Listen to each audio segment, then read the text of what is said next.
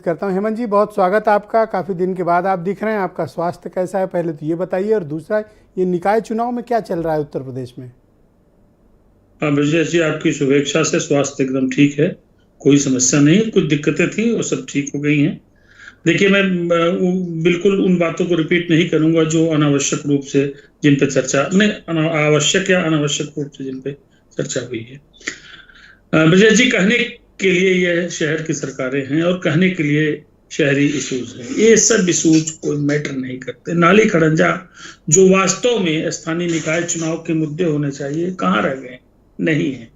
अभी आपने डिबेट शुरू की तो समाजवादी पार्टी के किसी का मैनपुरी मॉडल इस पे चुनाव जीत लेंगे। मैनपुरी मॉडल कहाँ है? अरे साहब, यहाँ तो आजमगढ़ मॉडल चल रहा है। आप टिकट डिस्ट्रीब्यूशन देखिए।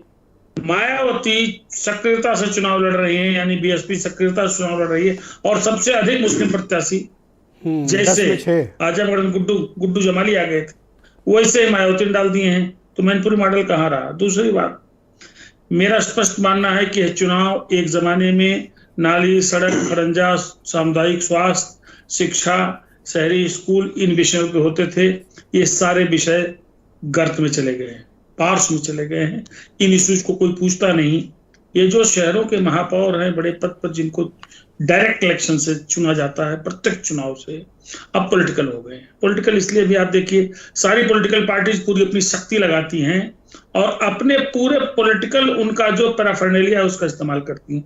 इसलिए विशुद्ध पॉलिटिकल चुनाव होगा। और अब एक बड़ी चीज कहूं, आजकल जो वातावरण चल रहा है, ये जो बुलडोजर वाला, एनकाउंटर वाला, जिस तरीके का परिदृश्य उभरा है, कायदे की बात तो है कि इस तरह के परिदृश्य 2022 के पहले होता, 2024 के जस्ट पहले होता तो कहा जाता कि विशुद्ध प्रत्यक्ष पोलराइजेशन हो रहा है। लेकिन क्षमा कीजिएगा, मेरा अपना आकलन है कि यह चुनाव जो शहरी निकाय के लिए होते हैं, ये भी पोलराइजेशन की जद में हैं। पोलराइजेशन का एक अक्ष जो है, उसी के पीछे चुनाव हो रहे हैं। वातावरण ऐसा हो गया है उत्तर जी। वोट दिलाने में नगर निकाय में मुफीद होगा? मारा अब गया आप देख लीजिए, नगर निकाय के चुनाव हैं। आज श्री अखिलेश यादव का बहुत अच्छा बयान है, अभी शाम का दिन का बयान है, जिसमें उन्होंने भारतीय जनता पार्टी पर तमाम इल्जाम लगाए हैं। और अतीक की इशू को लेकर के जिस तरीके के बयानात इधर आए हैं मुख्य अपोजिशन की दलों से, उसको आप देख लीजिए। तो विशुद्ध से उनको पता है कि क्या किस तरह का माहौल बनने जा रहा है और किस तरह के वोट पर किसका स्टेक है। उन बयानों से जाहिर हो जाता है। और वैसे भी जो पॉलिटिकल प्रतिष्ठा उत्तर प्रदेश का है, उसमें भी जाहिर है कि मुस्लिम वोटों के लिए मारामारी रहती है। लेकिन 2022 के परिणामों को ग्रहण करते हुए हमको लगता है अखिलेश यादव ने टिकट बांटे हैं मेयर के प्रत्याशियों के, वरना क्योंकि उनको पता है कि एक पर्टिकुलर तो आप ये कहना चाहते हैं कि जिस 2022 के मुद्दों के आधार पर, या जो वोटिंग पैटर्न 2022 का था मतदाताओं का, कमोबेश वही या उसी के आसपास नगर निकाय के चुनाव में रहेगा? मुद्दे और चुनाव का तरीका बिल्कुल हो सकता है, और इसमें कोई शक नहीं, मुझे कहने में कोई गुरेज नहीं। इसका अतीत के परिणाम इसका प्रमाण है ब्रजेश जी की भारतीय जनता पार्टी की एक तरफा चलती रही है नगर निकाय के चुनाव में।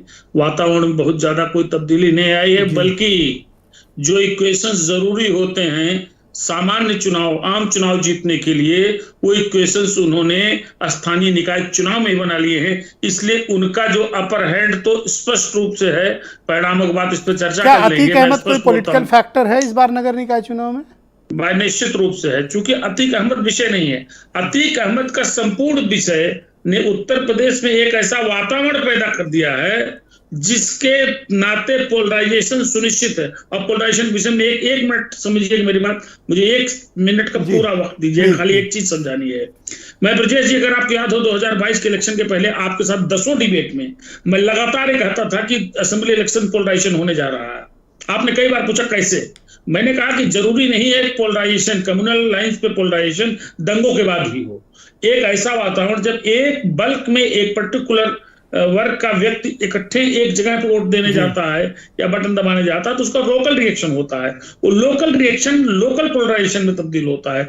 और उत्तर प्रदेश में तो समग्र उत्तर प्रदेश में इधर 1 महीने 1.5 महीने से या 25 दिन से जो कुछ हुआ है उसके बाद एक पोलराइजेशन की लाइन बन गई है। और इसीलिए अच्छा, दो और दल भी हैं जो यूपी में चुनाव लड़ रहे हैं, वो बड़े अलायंसेस के अलावा, एक कांग्रेस एक आम आदमी पार्टी, एक लाइन में इनके बारे में बताइए। आम आदमी पार्टी बहुत सी जगहों पर चौंका सकती है, नोट करिएगा।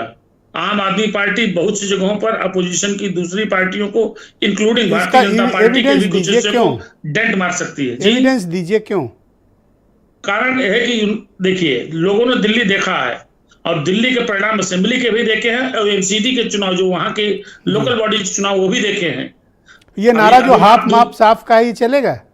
हाफ माप साफ चलेगा, पब्लिक पसंद करेगी, क्योंकि जो नॉन पॉलिटिकल सोच वाले लोग हैं, जो सीधे सीधे प्रभावित नहीं है राजनीति से, जो दलगत मानसिकता से अलग हट के चल रहे हैं, उनको हाफ माप साफ वाला काम एकदम बहुत और सुरेंद्र राजपूत इनका क्या? अब राजपूत जी हमारे बड़े अच्छे मित्र हैं, लेकिन जो परिणाम पिछले 3 दशक से हम देख रहे हैं कांग्रेस के, चाहे आम इलेक्शन हो चाहे लोकल बॉडीज के इलेक्शन हो, परिश्रम बहुत कर रहे हैं लेकिन बहुत ज्यादा उत्साहित कुछ इम्पैक्ट है पांव पांव गांव गांव डगर डगर नगर नगर का?